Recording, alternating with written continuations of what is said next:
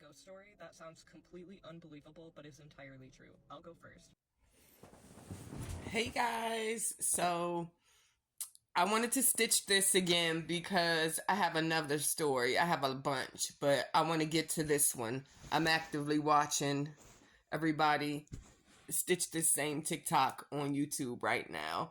And I want to tell y'all about the time that I played with a Ouija board. I'm going to try to get this in within 10 minutes. I wasn't a kid, I was an adult. And at the time I was dating this guy named Jeremy. Like, we were obsessed with each other. Like, if there was me, there was him. Like, and there was him and there was me. Like, we worked together, stayed together, all of that stuff. So he grew up without his dad. He don't know if he's alive or passed on or whatever. So we had this wild idea to go to Toys R Us and get a Ouija board, which is the toy store. It was in the toy store, guys. I don't encourage nobody to mess with no Ouija board. And after y'all hear this, y'all not going to want to anyway. So we got out the Ouija board. We didn't spin the planchette 3 times. We take our hands off the planchette during it. You know, everything you were not supposed to do when you decide to play with a Ouija board, we did. Okay? Nothing happened like it often does. Nothing ever happens right when you play the Ouija board. You start to learn your lesson in life. And I'm going to just say that. And this is how my experience went. So we were in this apartment and it was 4 floors, I believe. Or it was 4 levels, right?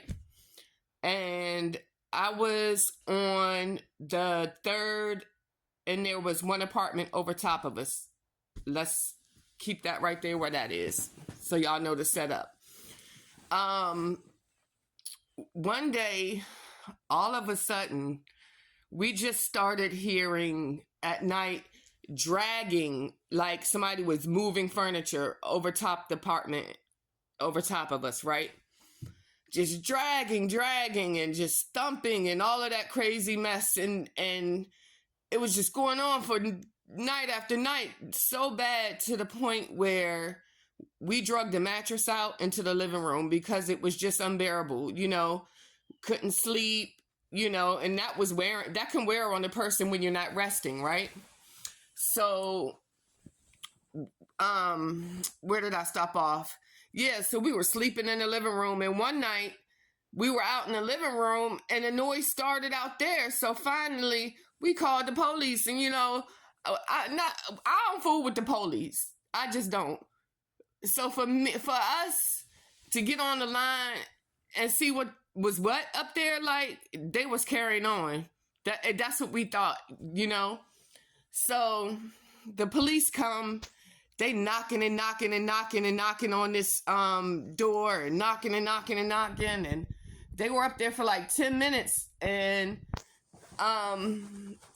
the old lady finally answered the door. Guys, I was there for like 9 months and never knew this old lady lived over top of us. I never knew it was a little old lady up there.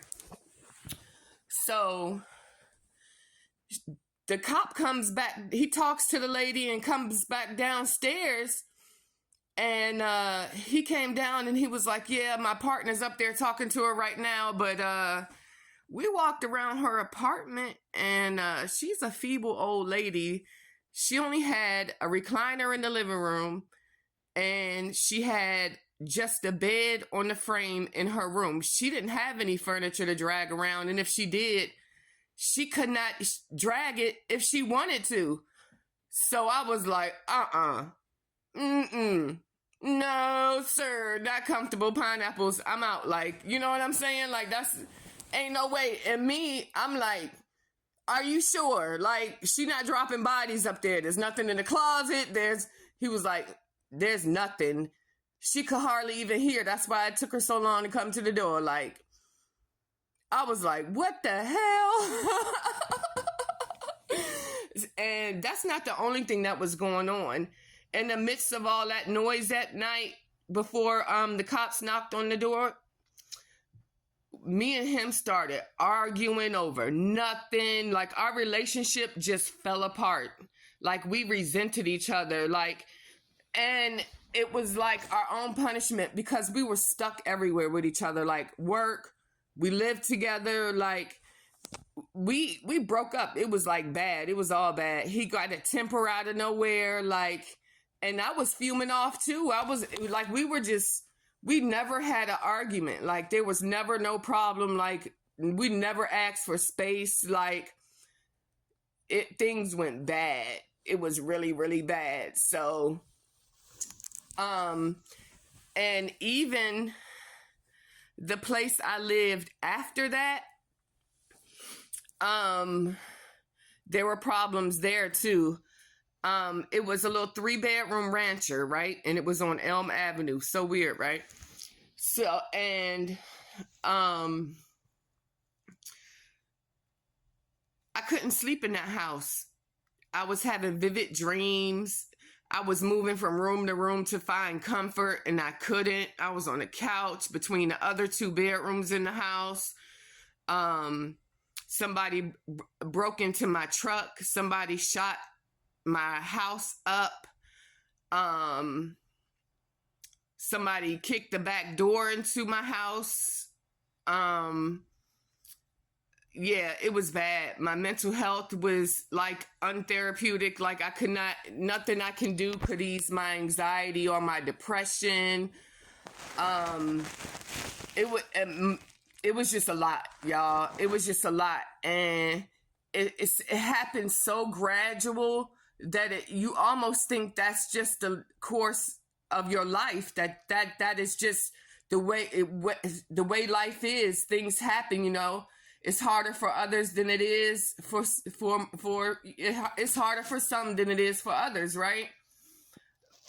But with a lot of the time, if you look back on the way you live your life, in hindsight, and the way you behave and what you put out into this universe and what you believe in and having faith, you will find that it's something that you did in the past that you're reaping and sowing. Like, there, you get what you out of this universe, what you put into it. So if you're messing with the spirit realm or dabbling into witchcraft and things that you know nothing about, it can be dangerous and it'll devastate you.